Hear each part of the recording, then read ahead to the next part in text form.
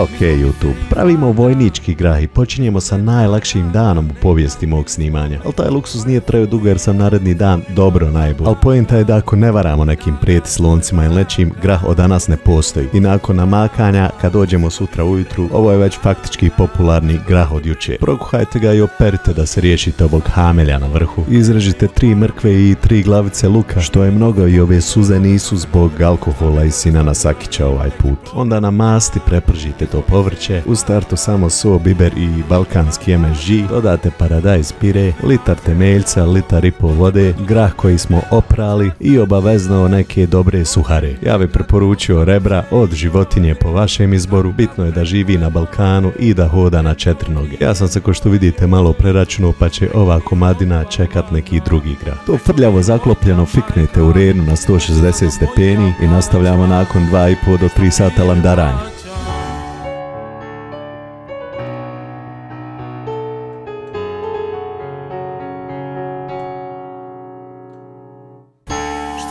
Nakon ovog predivnog otkrivanja izvadite suhovinu i u ovom trenutku imate onaj grah za koji se Balkanci hvale da prave najbolji grah bez mesa, kad je zapravo obojan svim bojama suhih rebara. Uglavnom grah koji nerijetko na Balkanu bude serviran vegetarijancima. No mi ćemo povaditi kosti i suhovine, raščopkati ju na manje komadiće i vratiti u grah zajedno sa 2 kašike ajvara, zaprškom koja je po meni neizostavna u ovoj verziji graha, pola litra, litar vode po potrebi i soli po potrebi. Meni ga je najdraže servirati u onoj čontrici iz koje ker jede, a ostalo ili zaledite ili po balkanski jedete od ponedjeljka do petka dok šerpa ne izlapa. Ako poštujete balkanske porodične tradicije, ne morate ksirati ovaj litar pive i jest ga pripit ko ja, ali svakako uživajte bar prva 2 dana jedenja.